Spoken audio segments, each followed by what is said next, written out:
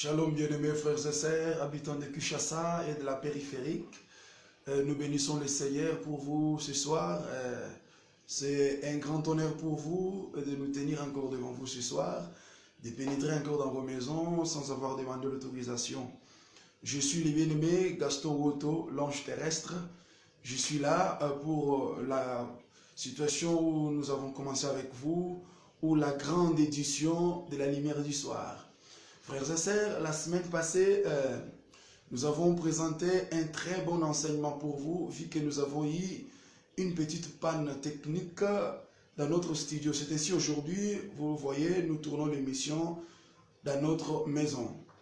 Alors, frères et sœurs, toujours dans notre thème, la lampe de la parole prophétique, où nous sommes dans l'épître de 2 Pierre, chapitre 1er, verset 19, où l'apôtre Pierre dit que nous faisons bien de pouvoir attirer attention à la parole prophétique qui est comme une lumière qui brille dans un lieu obscur. Frères et sœurs, je vais rappeler à tout le monde que nous sommes au temps de la fin. Nous sommes au temps de la fin, nous sommes au soir de l'histoire de l'humanité et le temps ne joue plus à notre faveur. Le Seigneur Jésus-Christ revient bientôt. Nous voulons réveiller la conscience de tout le monde. Nous voulons réveiller ceux qui dorment, selon qu'il est écrit dans Éphésiens. Réveille-toi, toi qui dors, relève-toi d'entre les morts et Christ t'éclairera. Chers amis, par rapport à tout ce qui se fait dans le monde, Christ, dans Matthieu chapitre 24, nous a parlé des signes du temps de la fin. Il a expliqué en disant, quand vous verrez ceci, quand vous verrez cela, et nous sommes témoins oculaires. Vous êtes témoins, je suis témoin. Et nous sommes en train de voir que tous ces signes sont en train de s'accomplir à la loupe. Et nous sommes tous témoins qu'aujourd'hui, dans l'espace européen, ils sont bités par des inondations terribles. Récemment, c'était la République française. Quelques temps passé là, c'était du côté de l'ouest de l'Europe. Il y avait beaucoup d'inondations. C'était aussi du côté de l'Amérique. Je vais dire bien que l'Amérique du Nord, du côté de l'Est, il y a eu les inondations. L'État de New York était touché. La ville de Louisiana était frappée par les ouragans. N'oubliez pas l'ouragan historique de Katrina qui a fait beaucoup de pertes de vies humaines. Alors, pourquoi tous ces signes? Pourquoi toutes ces choses? Ce sont des choses qui nous prouvent à suffisance que nous sommes au soir de l'histoire de l'humanité.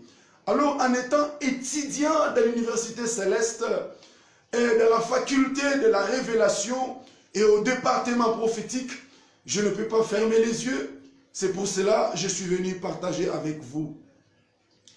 Je suis venu réveiller ceux qui dorment, ceux qui sont dans le sommeil, pour vous dire que le Seigneur, il nous a promis.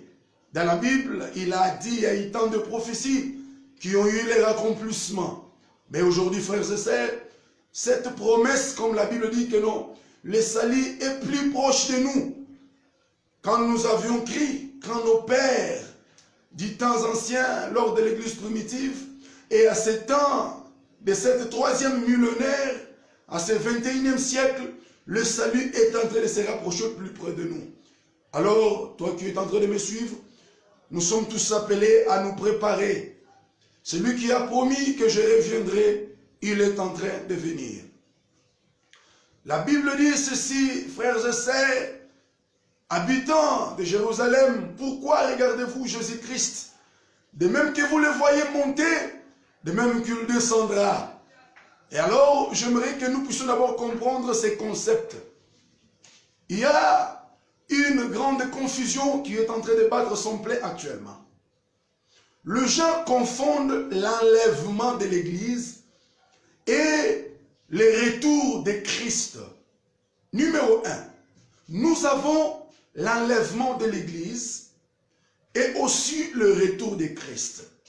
Dans les mystères de l'enlèvement de l'Église, cet événement se fera spontanément. L'Écriture dit en un clin d'œil. Les corps mortels, donc ton corps là, qui souffre de fois de maladie, qui te tourmente de fois, ce corps-là revêtira l'immortalité. Ça va se faire instantanément, donc en un clin d'œil. Et cet enlèvement, c'est en quelque sorte une disparition des chrétiens. Donc tous les chrétiens du monde qui craignent Dieu, qui prient, qui ont foi à l'imminence de l'avènement de notre Seigneur, ces chrétiens-là seront enlevés. Alors, ils seront enlevés pour aller où? C'est pour entrer dans la chambre de l'époux. Selon Ésaïe, il est dit, entre mon peuple, viens te cacher. Viens te cacher dans la chambre jusqu'à ce que ma colère soit passée. Bien-aimé, il y a une colère qui s'abattra sur cette terre.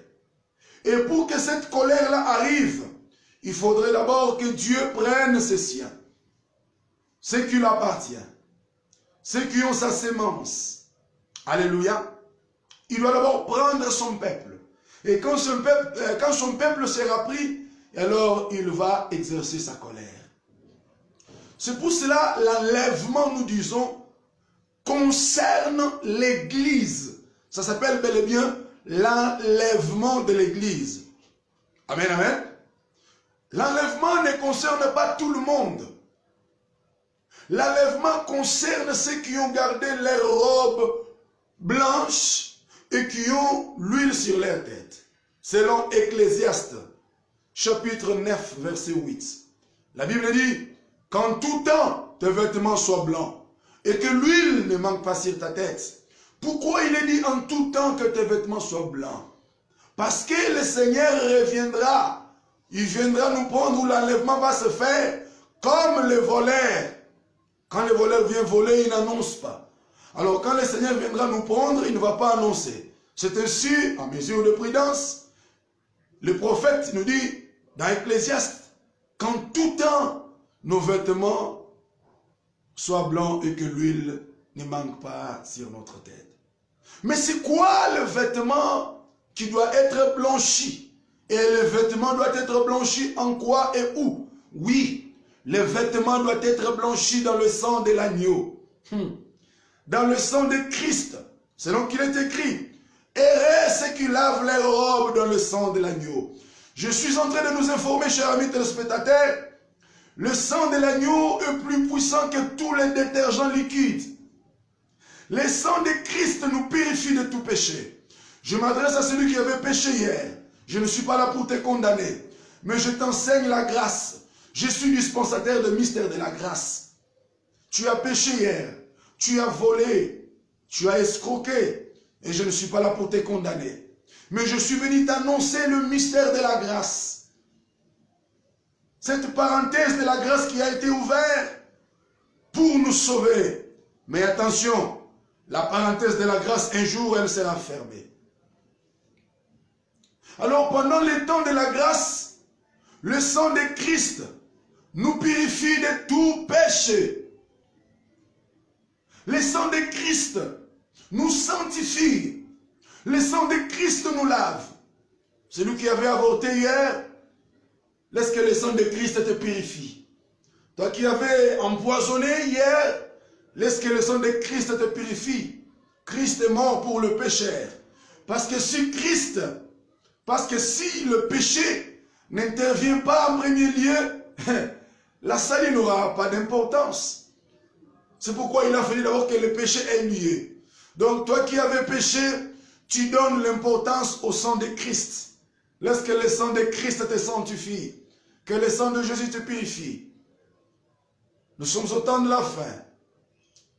Christ ouvre ses bras pour tout le monde. Celui qui reconnaît ses péchés et qui les avoue, Christ les pardonne. Alléluia. Nous saluons tous les bien-aimés qui nous suivent.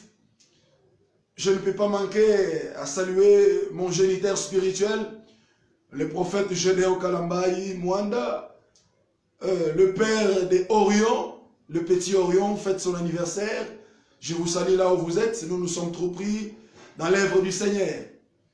Alors, frères et sœurs, comme je le disais, le sang de Jésus nous purifie et nous sanctifie.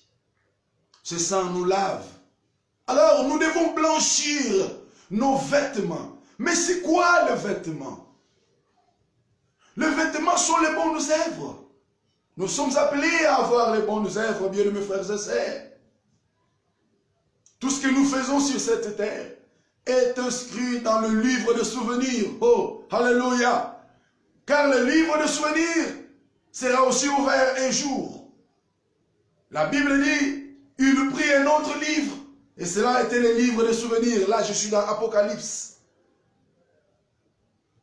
Quand tout un tes vêtements soit blanc, et que l'huile ne manque pas sur ta tête, l'huile de l'Esprit, l'huile du Saint-Esprit, que cette onction ne manque pas sur ta tête, bien-aimé.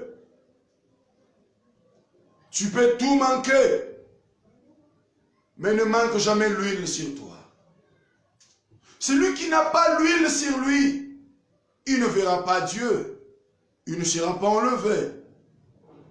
Parce que le Saint-Esprit, selon Éphésiens, chapitre 4, verset 30, dit, n'attristez pas le Saint-Esprit de Dieu qui vous a été donné comme gage du salut pour le jour de la rédemption. Quand tu as le Saint-Esprit, tu as le visa pour l'enlèvement.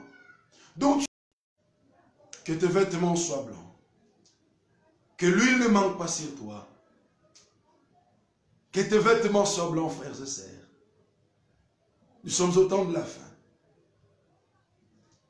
1 Thessaloniciens, chapitre 4, verset 13. Que disent les Saintes Écritures? La Bible dit, oh, frères, nous ne voulons pas que vous soyez dans l'ignorance. Vous savez,